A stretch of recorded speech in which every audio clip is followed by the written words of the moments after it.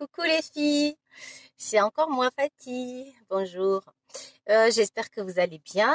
Voilà une petite vidéo, petit conseil du jour par rapport aux filles qui sont soit en début de relation, soit elles ont entamé une relation, mais qui a fini, enfin le mec a fini par s'éloigner, donc faire deux pas en avant, trois pas en arrière, stopper, prendre du recul.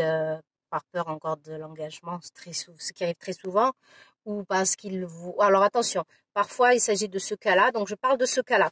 Donc les filles, quand ce cas-là arrive, vous avez rencontré un homme, tout se passe bien, premier, deuxième, troisième rendez-vous, et puis tout d'un coup, pratiquement silence radio, plus beaucoup de nouvelles, moins de messages, vous sentez la distance s'instaurer malgré vous.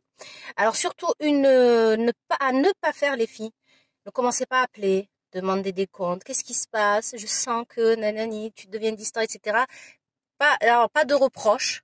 Faut faire comme si ça vous atteignait pas, même si c'est difficile, je le sais.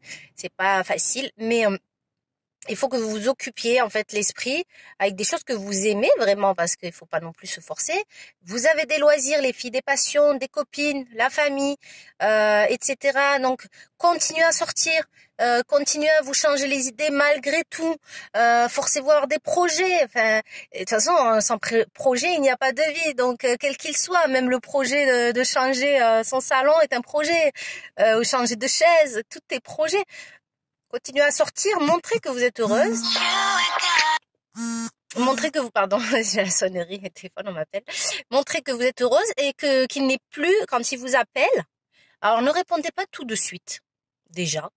Montrez-lui que ça va lui donner la sensation véritable que vous êtes occupé et que vous n'êtes pas là devant votre téléphone à décrocher ou à répondre immédiatement au message. Mettez du temps à répondre. Toute la journée, voire le lendemain, tranquillement, vu que c'est lui qui a commencé, hein, c'est lui qui fait les distances, montrez-lui que vous avez une vie sans lui. Et qu'il se dise, mais merde, celle-là, elle a des trucs à faire, elle me répond pas de suite, elle est occupée, et il va commencer à cogiter. Et avoir peur de vous perdre déjà, et à revenir un peu plus. Vous voyez?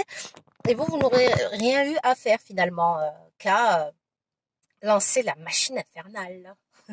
Non, ce n'est pas une machine infernale, parce que vous étiez ok, vous étiez bien. Voilà, en général, qu'on soit une fille ou un garçon, quand on est honnête dans sa démarche, et puis que l'autre, soit il flippe, il recule. Alors je vous disais, il y a deux cas. Il y a le deuxième cas qui est le mec qui voit que en fait, il recule parce qu'il se dit putain, non, en fait, il voulait juste s'amuser en fait. Hein, voilà, soyons cash, disons la vérité, il voulait que du sexe. Donc quand il voit que vous n'êtes pas dans ce délire-là, vous cherchez pas de relation vraiment, parce que vous l'avez dit, parce que souvent on le dit, mais on n'est pas cru. Donc il y a des tests quand même, et quand il voit que vraiment, voilà, vous n'êtes pas là-dedans, ne culpabilisez, ne vous dites pas, comme c'est fut des fois mon cas, de se dire ah mince, qu'est-ce que j'ai, qu'est-ce qui va pas, pourquoi il a fui, est-ce que c'est moi encore, etc. Non, mais souvent il y a des mecs qui veulent juste tremper leurs petits biscuits pourris. Je dis pourris parce que ce genre de mec, ça me désole le fait que, malgré le fait qu'on le dise, que c'est parce qu'on l'on recherche, ils tentent quand même l'affaire. Donc quand ils voient qu'il n'y a pas moyen, ils vont prendre la poudre d'escampette